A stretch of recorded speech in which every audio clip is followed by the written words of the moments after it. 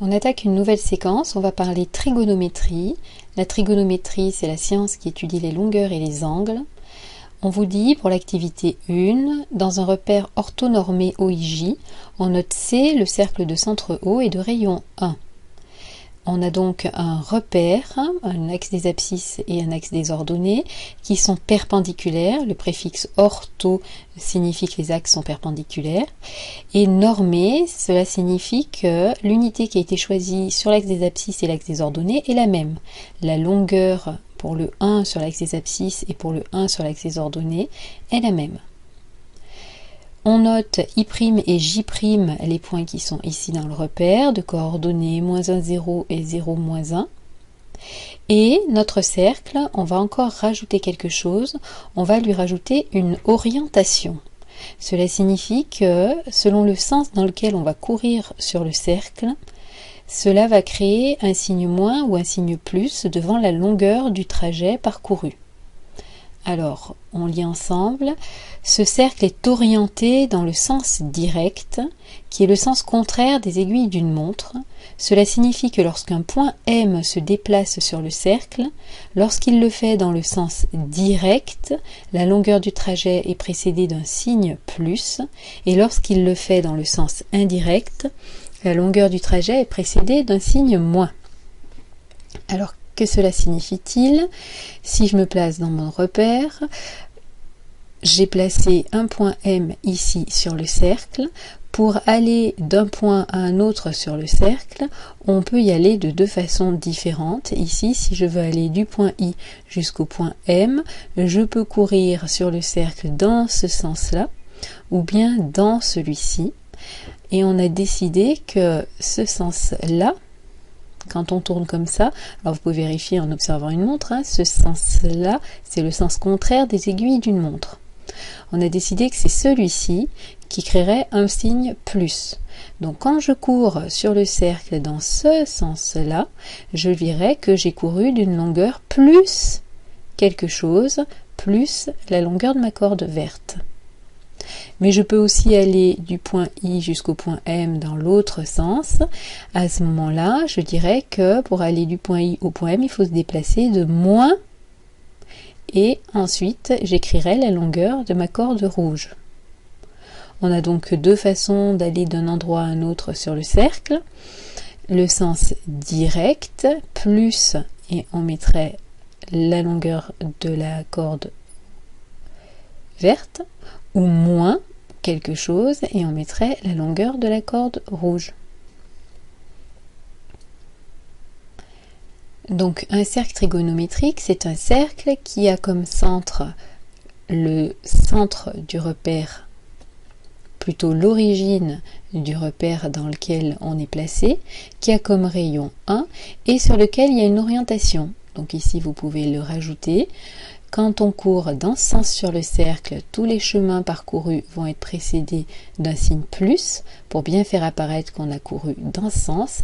Et si jamais on court dans l'autre sens, la longueur du chemin sera précédée d'un signe moins pour faire apparaître qu'on a couru dans le sens. Alors celui-ci, c'est celui des aiguilles d'une montre.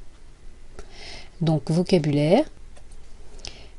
Ce cercle, tel qu'on l'a décrit, de centre l'origine du repère, de rayon 1 et avec une orientation, est appelé cercle trigonométrique. C'est ce cercle qui permet de faire des calculs. On nous demande de donner la valeur du périmètre du cercle. Alors souvenir de collège, comment détermine-t-on la longueur d'un cercle, son périmètre? Il faut faire 2 fois pi fois le rayon du cercle. Pour nous, ça fait 2 fois pi fois 1. Notre périmètre mesure donc 2 pi. C'est surtout cette valeur qu'on va utiliser, mais on peut donner une valeur approchée. 2 pi, c'est environ 6,28. Alors 6,28 quoi? Ça fait 6,28 quoi, ce tour de cercle? Est-ce que ce sont des centimètres, des carreaux? Alors tout dépend de ce que vous avez choisi pour tracer votre repère. C'est 6,28 unités du repère. Si vous avez choisi des carreaux un carreau pour faire l'unité, ça sera 6,28 carreaux. Si vous avez choisi 1 cm, ça sera 1 cm, etc.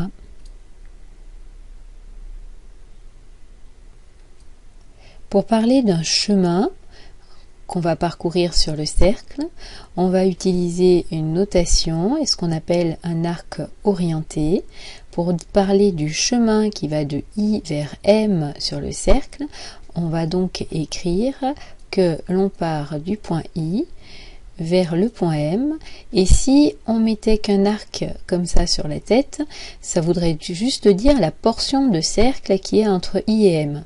Mais nous, on veut parler du chemin qui commence à I et qui finit à M. Pour le faire apparaître, on met une petite flèche au bout de notre petit arc. C'est une sorte de petit pont sur la tête. Donc, notre arc orienté, ça, quand j'écris ça, je suis en train de parler du chemin qui va de I jusqu'à M sur le cercle. Et ce chemin, il a 2 mesures possibles, on vient de le voir déjà. Une mesure, on pourrait dire, ça fait plus quelque chose, et on donnerait la longueur ici de la petite corde verte, ou bien on pourrait écrire une autre façon d'aller de I à M. Les 2 chemins conduisent bien du point I jusqu'à M. En allant dans le sens indirect, on comprend qu'il faut partir d'un sens et à ce moment-là, il faudrait parcourir, c'est plus la même longueur, cette fois-ci, ça serait la longueur de la corde rouge. Alors, on va essayer de mesurer des chemins. On vous dit qu'on a placé sur un cercle trigonométrique des points M1, M2, M3, M4. Pour les placer très précisément sur le cercle, on vous donne les angles au centre. On vous dit que l'angle IOM1 il fait 72 degrés, IOM2 45 degrés, IOM3 30 degrés et IOM4 18 degrés. C'est ce qu'on écrit dans notre tableau. Ensuite, l'angle IO, I', c'est un angle plat. Celui-là, il mesure 180 degrés. L'angle IOJ, il mesure 90 degrés. Et l'angle IOJ', c'est celui-là. C'est un angle droit plus un angle droit plus un angle droit. C'est 270 degrés. Et on nous pose des questions sur les longueurs des chemins. Alors, par quel chemin commencer? On n'est pas obligé de compléter le tableau de gauche à droite. On peut tout de suite donner une longueur de chemin plus facilement que les autres. Le chemin ici, dont on connaît une mesure assez facilement, c'est celui-là. Ce chemin-là. Alors, on commence par des mesures positives de l'arc pour la première ligne. Alors, je vous rappelle, et on peut le faire apparaître à côté, que les mesures positives, on va les obtenir en tournant dans ce sens-là. Donc, cette longueur, on va avoir plus quelque chose, et plus combien? Que mesure ma corde jaune? Ici, elle va mesurer la moitié du périmètre. Oui, alors le périmètre entier fait 2π et la moitié du périmètre, ça sera donc π. Et maintenant, je peux mettre ça en couleur parce que c'est ce qu'il va falloir apprendre par cœur. Si vous avez en tête que lorsque j'ai parcouru la moitié du cercle, je cours d'une longueur π, on va pouvoir compléter tout le reste du tableau par proportionnalité. Il s'agit d'un tableau de proportionnalité. Soit vous cherchez le coefficient qui permet de passer de la première ligne à la deuxième ligne. Attention, on veut des valeurs exactes. Soit vous faites des petits produits en croix de proche en proche pour compléter le tableau. Alors, je vous rappelle que si on se demande 180 fois quoi est égal à pi, notre point d'interrogation, ce sera quoi? On divise par 180 des deux côtés pour avoir notre point d'interrogation tout seul. Ce sera pi sur 180.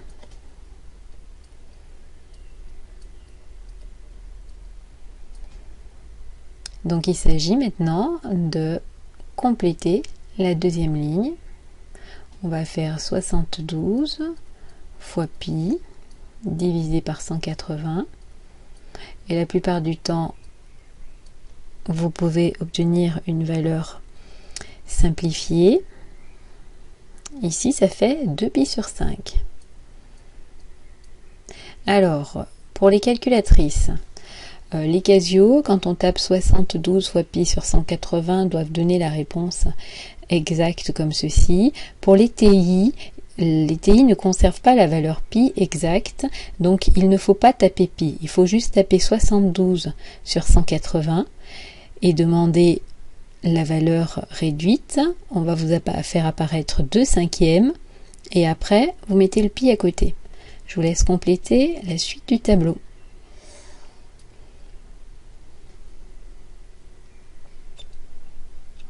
On obtient 2 pi sur 5, pi sur 4, pi sur 6, pi sur 10, pi sur 2 et 3 pi sur 2. Alors maintenant, il nous faut donner une mesure négative de l'arc IM.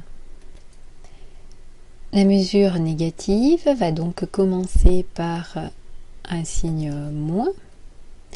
Ici, on va tourner dans le sens indirect, donc c'est une mesure qui commence par moins quelque chose. Et moins quoi? Alors, pour aller de I à M1 sur le cercle, ici par exemple, il faut courir toute cette longueur. Et cette longueur, comment je peux la trouver? Je connais le trajet bleu. Le trajet bleu mesure 2 pi sur 5. Comment je peux trouver tout le chemin rouge? Eh bien, comme je sais que un tour entier, ça fait 2 pi, si je veux connaître juste la longueur de la ficelle rouge, c'est tout le cercle moins la ficelle bleue. C'est ce que je vais écrire ici entre parenthèses. Ici, on va écrire que on tourne dans le sens indirect. Ça, c'est pour dire qu'on va tourner dans le sens.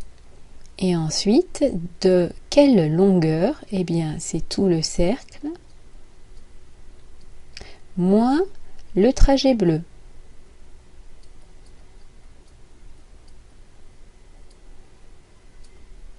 On demande à la calculatrice ce que ça fait, en respectant les parenthèses. De nouveau, ceux qui ont une Texas Instruments, vous ne mettez pas les pi. Vous écrivez 2, enfin moins, vous ouvrez les parenthèses, 2 moins 2 cinquièmes. Et vous devez trouver moins 8 pi sur 5.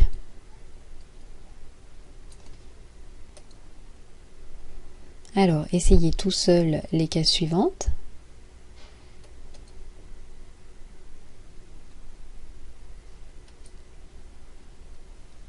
On obtient donc moins 7 pi sur 4, moins 11 pi sur 6, moins 19 pi sur 10, moins pi, moins 3 pi sur 2 et moins pi sur 2. Donc quand on connaît la position d'un point sur le cercle grâce à un angle, on peut trouver la longueur du chemin dans le sens direct et la longueur du chemin dans le sens indirect. Dans le sens direct, on utilise une petite proportionnalité en connaissant que un angle de 180 degrés est associé à un chemin de plus pi. Et dans le sens indirect, on va donc utiliser le fait que c'est un moins et entre parenthèses, on a 2 pi moins le chemin direct.